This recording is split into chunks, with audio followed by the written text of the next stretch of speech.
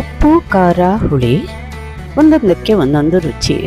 ಇವು ಮೂರು ಸೇರಿದಾಗ ಎಷ್ಟೊಂದು ರುಚಿ ಮಾಡ್ಬೋದಲ್ವಾ. ಹಸಿಯಾದಂಥ ಹಸಿಮೆಣಸು ಸಿಕ್ಕಿದೆ. ಇದರಿಂದ ಮಜ್ಜಿಗೆ ಮೆಣಸು ಮಾಡಿಬಿಡೋಣ ಅನ್ನಿಸ್ತು. ಹಸಿಮೆಣಸನ್ನು ಹೋಲ್ ಮಾಡಬೇಕಲ್ವಾ, ಇಲ್ಲಾಂದರೆ ಕಟ್ ಮಾಡಬೇಕಲ್ವಾ. ನಾನೇನು ಮಾಡಿದೆ, ಫೋರ್ಕ್ ತಗೊಂಡು ಹೋಲ್ ಮಾಡಿಬಿಟ್ಟೆ. ಈಸಿ ಆಗುತ್ತೆ. ಮಾರ್ಕೆಟ್ನಲ್ಲಿ ಮಜ್ಜಿಗೆ ಮೆಣಸು ಅಂತಲೇ ಸಿಕ್ಬಿಡುತ್ತೆ. ಅದರಿಂದ ಮಾಡಿದರೆ ತುಂಬ ಟೇಸ್ಟಿಯಾಗಿರುತ್ತೆ. ಹಾಗೇನಿಲ್ಲ ಅದೇ ಆಗಬೇಕು ಅಂತೇನಿಲ್ಲ. ಒಮ್ಮೊಮ್ಮೆ ಮಾರ್ಕೆಟಿಂದ ಹಸಿಮೆಣಸು ತಂದಿರ್ತೀವಿ, ಎಕ್ಸ್ಟ್ರಾ ಉಳಿದೋಗ್ಬಿಟ್ಟಿರುತ್ತೆ. ಅದನ್ನು ಹೇಗೆ ಯೂಸ್ ಮಾಡೋದು ಅಂತ ಗೊತ್ತಾಗಲ್ಲ. ಮತ್ತೊಂದು ಮಾರ್ಕೆಟ್ ಡೇ ಕೂಡ ಬಂದುಬಿಡುತ್ತೆ. ಅಷ್ಟರೊಳಗಡೆ ಅದನ್ನು ವೇಸ್ಟ್ ಮಾಡಲಿಕ್ಕೆ ಆಗಲ್ಲ. ಅದಕ್ಕಾಗಿ ಏನು ಮಾಡ್ಬೋದು, ಅದನ್ನು ಮಜ್ಜಿಗೆ ಮೆಣಸು ಮಾಡಿ ಇಟ್ಕೊಂಡು ಬೇಕಾದಾಗ ಉಪಯೋಗಿಸ್ಬೋದಲ್ವ. ಅದಕ್ಕಾಗಿ ಇದನ್ನು ಕಲ್ತ್ಕೊಂಡ್ಬಿಡೋಣ. ನೋಡಿ, ಈ ರೀತಿಯಾಗಿ ಎಲ್ಲವನ್ನು ಒಂದು ಪಾತ್ರೆಯೆಲ್ಲ ಹಾಕೊಳ್ಳೋದು.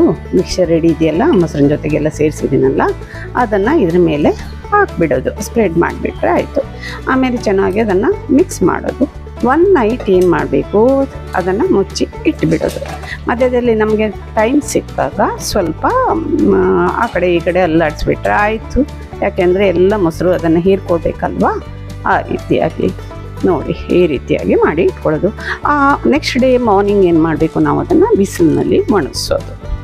ಫುಲ್ ಡೇ ಆದಮೇಲೆ ಉಳಿದಂಥ ಮೊಸರು ಏನು ಎತ್ತಿಟ್ಕೊಂಡಿರ್ತೀನಿ ಅದರಲ್ಲಿ ಮತ್ತೆ ಅದನ್ನು ನೆನೆಸಿಟ್ಟು ನೆಕ್ಸ್ಟ್ ಡೇ ಅಗೇನು ಏನು ಮಾಡೋದು, ಬಿಸಿಲಿನಲ್ಲಿ ಒಣಗಿಸ್ಬಿಟ್ರೆ ಆಯಿತು.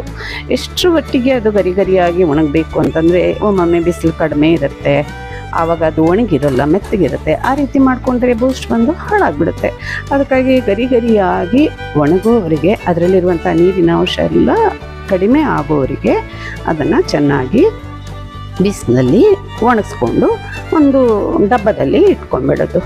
ನೋಡಿ, ನಮಗೆ ಮನೆಯಲ್ಲಿನೇ ರೆಡಿಯಾಗಿರುವಂಥ ಒಂದು ಸೈಡ್ ಡಿಶ್ ರೆಡಿ ಆಗಿಬಿಡುತ್ತೆ.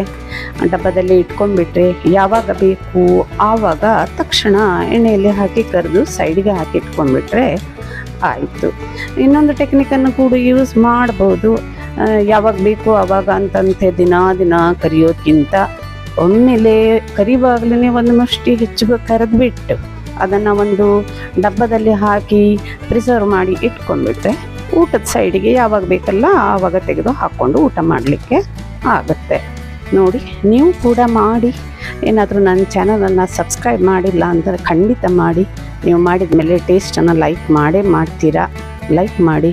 ನೀವು ಲೈಕ್ ಮಾಡಿದ ಮೇಲೆ ಬೇರೆಯವರಿಗೆ ಶೇರ್ ಕೂಡ ಮಾಡ್ತೀರಾ. ಅವರು ಕೂಡ ಲೈಕ್ ಮಾಡ್ತಾರೆ, ಟೇಸ್ಟ್ ಮಾಡ್ತಾರೆ, ಮತ್ತು ಶೇರ್ ಮಾಡ್ತಾರೆ.